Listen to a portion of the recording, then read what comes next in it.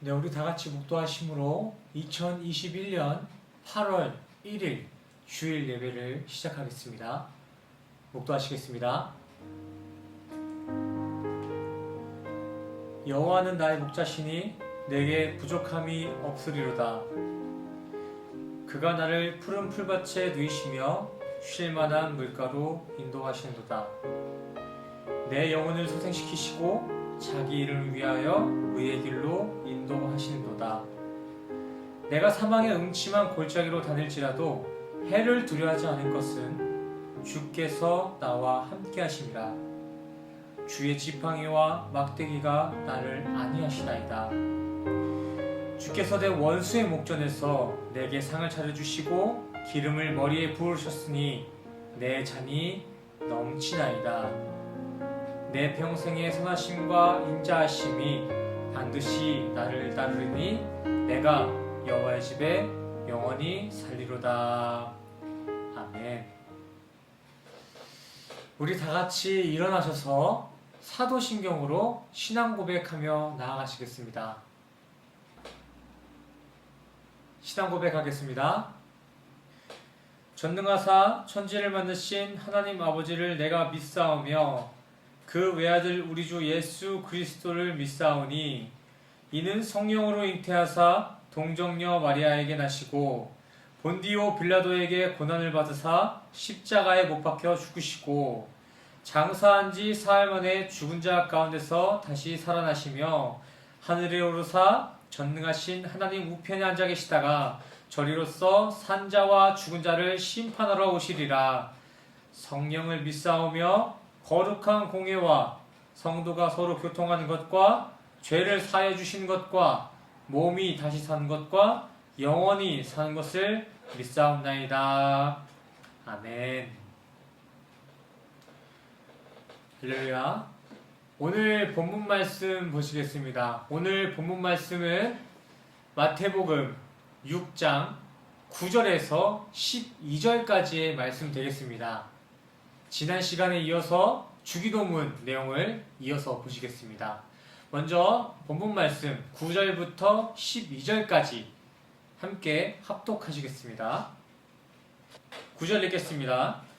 그러므로 너희는 이렇게 기도하라. 하늘에 계신 우리 아버지여, 이름이 거룩히 여김을 받으시오며 나라가 임하시오며 뜻이 하늘에서 이루어진 것 같이 땅에서도 이루어지이다. 오늘 우리에게 일용할 양식을 주옵시고 우리가 우리에게 죄 지은 자를 사하여 준 것 같이 우리 죄를 사하여 주시옵고. 아멘. 지난 시간에 우리는 주기도문에 고백되어진 일용할 양식에 대한 교제를 나눴었습니다. 우리 잠시 지난 시간 일용할 양식에 대한 내용을 정리해 보길 원합니다. 예수님께서는 자신을 따르던 제자들에게 기도를 가르친 가운데 일용할 양식 또는 내일의 양식이라는 큰 주제를 던져주셨습니다. 이를 문자적으로만 이해하려고 그렇게 바라본다면 이러한 문맥은 단순한 우리의 세상적인 안위를 위한 기도로서 들려질 수가 있습니다.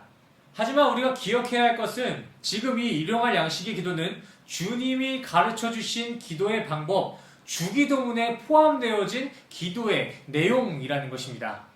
이전 시간에 함께 나눴던 그 기도에 대한 앞 내용들을 잘 이해하고 계셨다면 주기도문이란 그렇게 가시적인 풍요를 요구하는 가르침이 아니라는 것을 단번에 캐치할 수 있으셨을 것입니다. 맞습니다. 주기도문이라는 것은 예수님의 기도 가르침으로서 인간 중심적인 요구가 아닌 온전히 하나님이 나의 하나님 되심과 하나님의 뜻, 하나님의 거룩하심, 하나님의 나라와 같이 오직 하나님의 시선과 하나님의 연합에만 모든 관점을 두고 있습니다. 주기도문은 단순히 표면적인 만사형통의 나라나 신통방통의 세상적인 풍요가 아니라 오직 우리가 장차 맞이해야 할 하나님 나라와 우리 성도가 살아가야 할 천국 시민으로서의 고백만을 담고 있다는 것입니다. 이와 마찬가지로 양식 또한 마찬가지예요. 주기도문에서 말하고 있는 그 일용할 양식은 그저 우리 인간이 먹고 마실 음식을 이야기하고 있는 것이 아니라 천국 시민으로서 구해야 할 천국의 양식, 하나님 관점에서 우리 인간에게 주고자 하시는 그 하늘의 양식을 구해야 한다는 것입니다. 이는 당시 예수님의 성육신 당시 사용하셨던 방언, 아람어의 해석만 봐도 우리는 충분히 인지하고 이해할 수 있습니다. 아람어에서도 이를 단순하게 먹고 마시는 표면적인 양식이 아닌 내일의 양식, 시간을 초월해버린 장차 맞이해야 할 하늘의 양식으로서 이 구절을 해석하고 있습니다.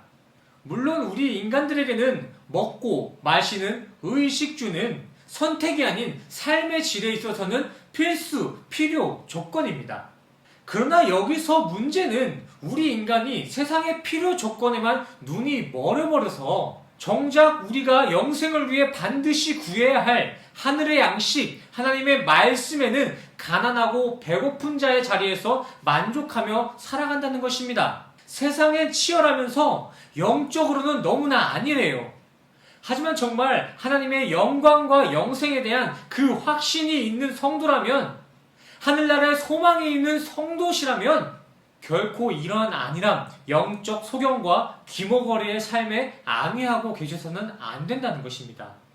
물론 우리가 살아가고 있는 이 인간사에서는 여유라는 것이 삶의 질을 향상하는 데 중요한 덕목으로서 여겨지고 있지만, 영적인 영역에 있어서는 안분지족이나 안빈낙도와 같은 선비신앙, 안일한 종교생활은 너무나도 위험한 것입니다.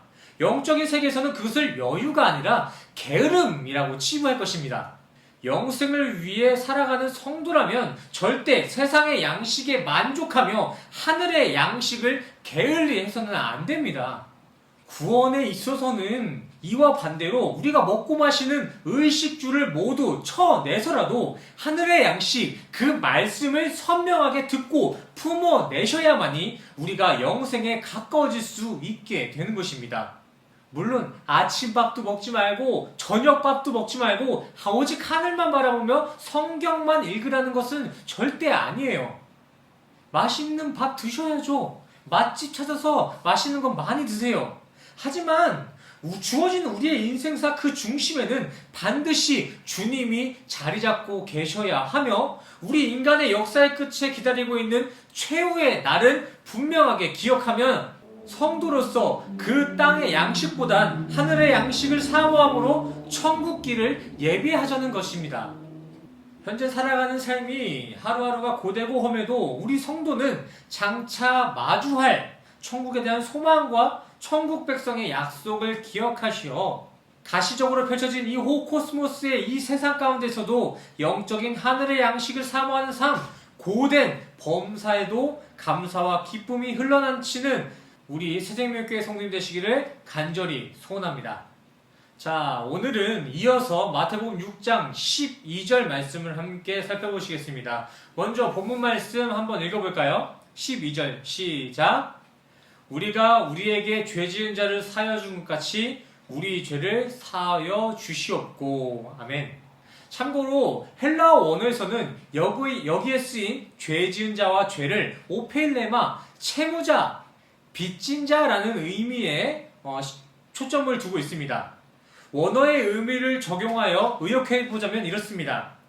우리가 우리에게 채무자 된 것을 탕감하여 준 것처럼 우리의 채무를 사하여 주옵시고. 이렇게 구절을 읽어서 이렇게 아시다시피 오늘 본문은 용서에 관한 이야기입니다. 하지만 설교를 준비한 가운데 주변을 살펴보니 모두가 이 용서 구절을 동일하게 해석하고 있지는 않았습니다. 용서를 필두로 한 같은 구절이지만 누군가는 이 구절을 인내와 수고만을 강조하는 강압의 용서로 해석을 내놓고, 누군가는 이 구절에서도 하나님의 뜻을 관통한 은혜의 용서로 해석을 내놓기도 했습니다. 이 외에도 이 한 구절을 두고 정말 여러 가지 견해들이 있었지만, 저는 오늘 우리 성도님들과 은혜의 용서 관점으로 교제를 계속 이어가 보길 원합니다. 이 구절을 올바로 해석하기 위해선 가장 먼저 문법적으로 시제를 살펴볼 필요가 있습니다. 문장의 구조를 하나도 모른 채 그저 문자적으로만 이 구절을 묵상하신다면 당연히 전자와 같이 조건부의 용서, 자기 인내의 용서로밖에 이 용서를 해석할 수가 없습니다. 먼저 지난 시간에 제가 앞서 말씀드린 바와 같이 신약성경 주기도문이 원어에는 헬라어로서 기술되어 있지만 예수님께서 성육신당 시 직접적으로 사용했던 방언은 셈족의 언어 중 하나인 아람어였습니다. 이렇게 당시 사용되었던 아람어 해석으로서 이 구절을 의역해보자면 이러한 의역이 나옵니다.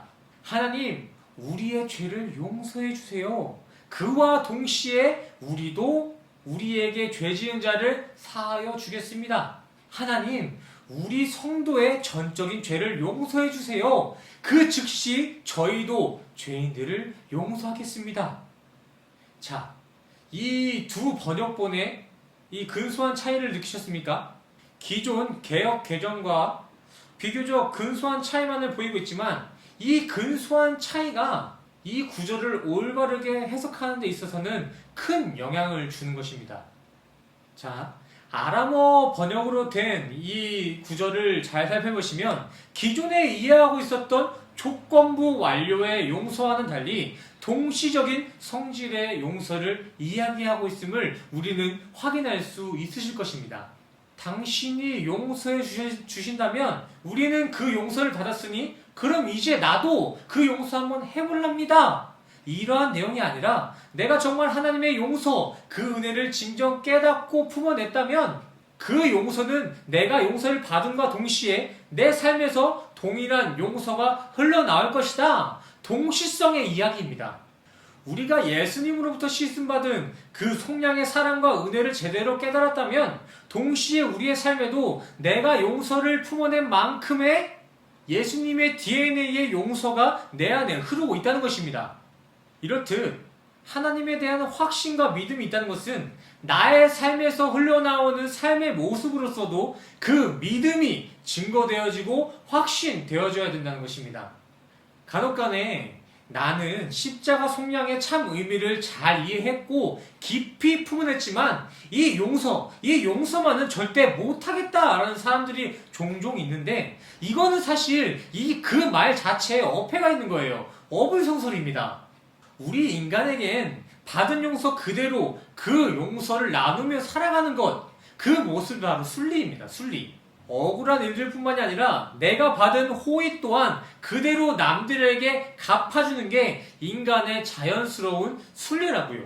그러기에 지금 내가 살아가는 이 삶의 현장에 아직도 불편한 원수가 남아있고 그 참 용서가 나타나지 않는다면은 이를 팍팍 갈면서 외식의 화해를 계속 시도하기보단 먼저 내가 그러한 용서를 감당할 수 있는 이로써 다시금 새로운 지음을 받아야 됩니다. 인간의 수고의 행위보다는 먼저 용서의 대표이신 예수와의 연합이 이루어져야 된다는 것입니다. 이게 용서의 원리이고 용서의 순리예요. 이게 진짜 용서의 순서라고요. 이와 또 반대로 먼저 스스로 노력해서 뭘 만들어 보겠다. 어떻게든 내가 눈 꼭 감고 누구든 용서해 보겠다? 이것은 노력이 가상하다고 할 게 아닙니다. 위로할 게 아니라 간절한 회개를 외치셔야 돼요. 따갑게 들리실 수도 있겠지만 이건 엄연한 하나님의 용서 원리를 뒤엎는 영리의 죄입니다. 영리의 죄. 자신들 스스로 하나님과 같아질 수 있다고 착각하며 쌓았던 그 바벨탑과 동일한 교만의 죄. 인간의 자력 행위는 그 모습이 어떻게 비춰지든 결국 바벨탑의 결과와 동일하게 처참히 무너져 내릴 것입니다. 인간 스스로 만들어내려고 했던 그 수고의 용서, 그 용서는 결국 모두 무너지게 돼 있다는 거예요. 원수 하나를 용서했는데 또 다른 원수가 내 앞에 나타나 나를 흔든다면 그때마다 바벨탑 넘어지듯이 우리의 용서도 우리의 신앙도 무너질 수밖에 없다는 것입니다. 인정하기 어려우실 수 있겠지만 정말 이러한 모습이 우리 인간의 실상입니다. 이렇게 인간은 이미 선악과를 먹었기 때문에 애초에 숭고한 사랑이라든지 온전한 용서를 스스로 만들어낼 수가 없는 존재예요. 우리에게는 스스로 그러한 사랑, 그런 용서, 그 완전한 용서를 만들어낼 능력이 소멸되어졌다고요.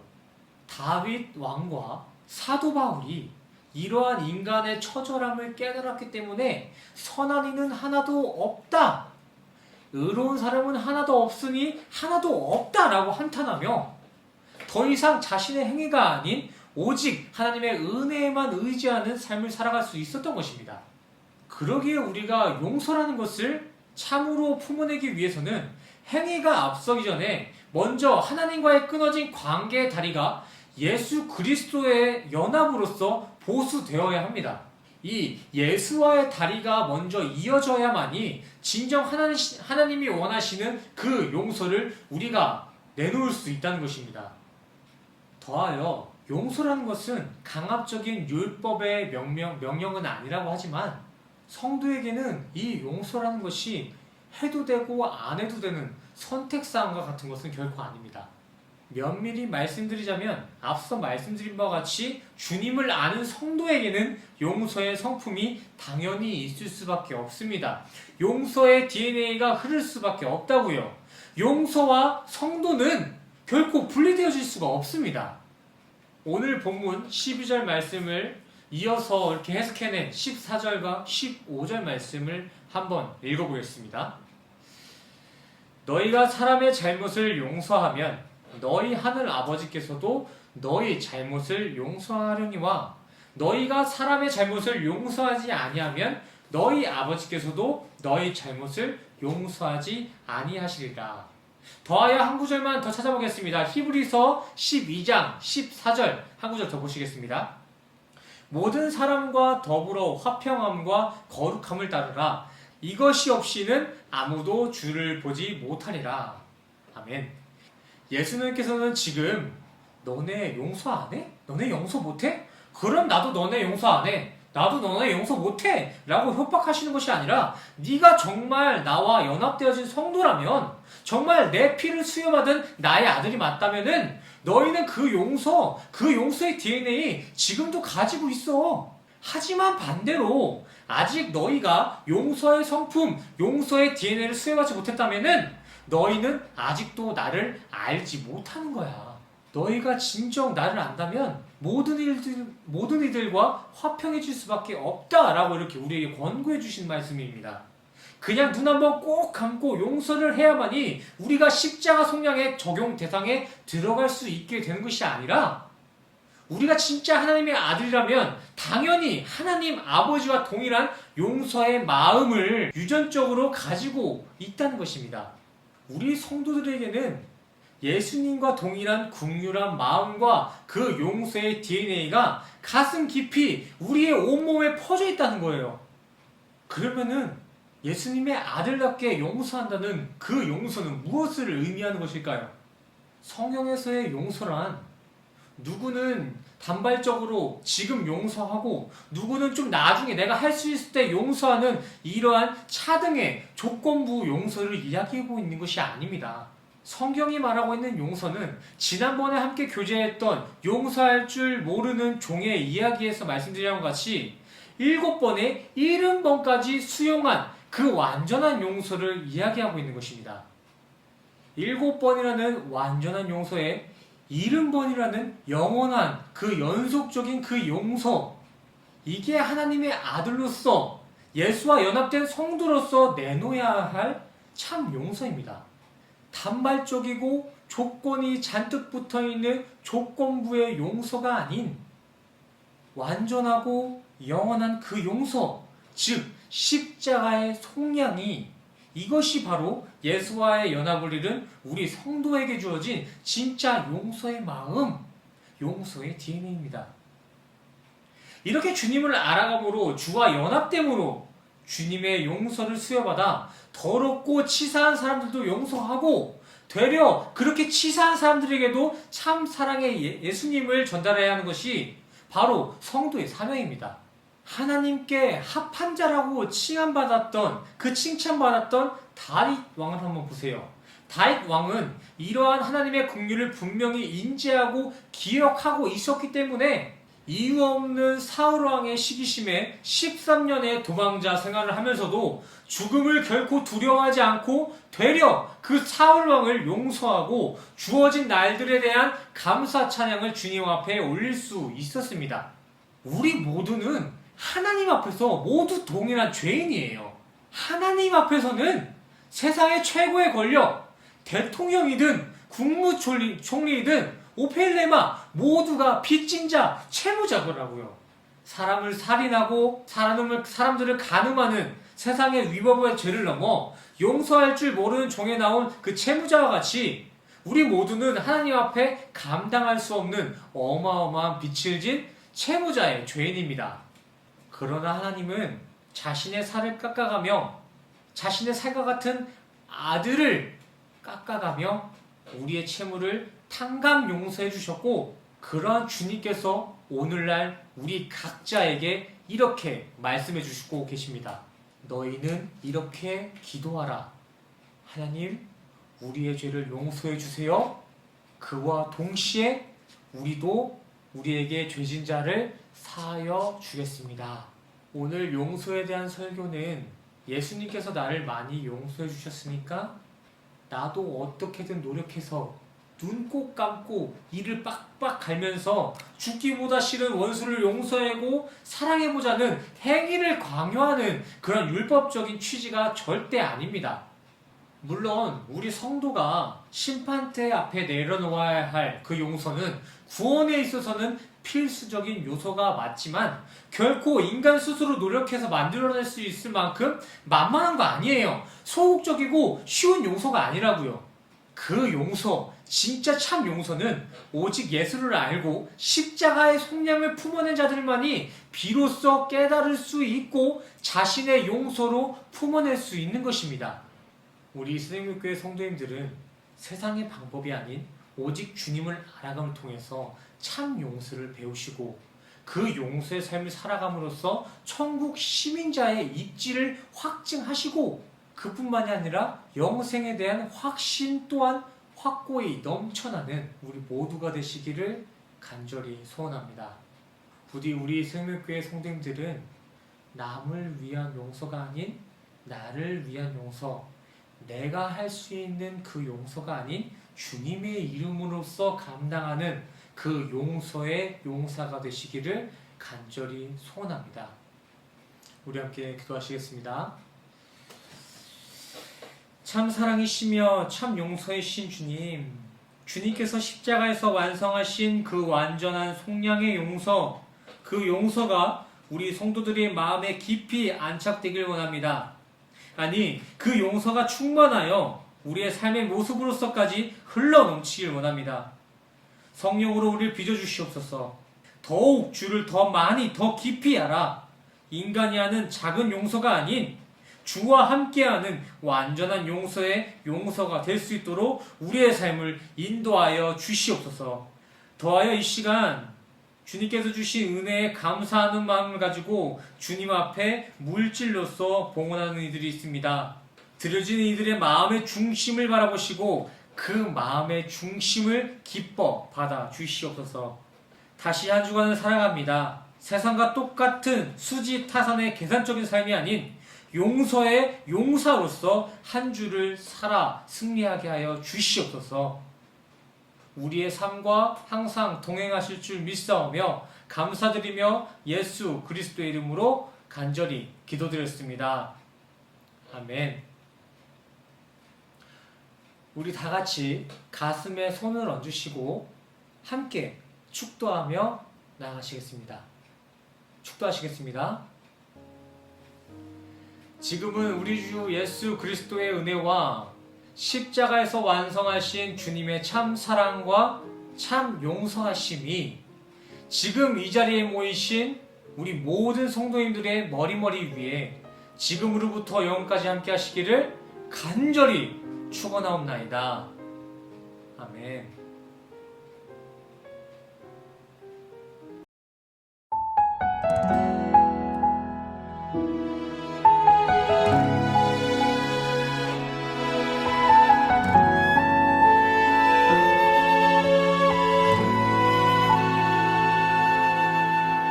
이 세상을 살아가는 동안에 나의 힘을 의지할 수 없으니 기도하고 낙심하지 말 것은 주께서 참 소망이 되심이라.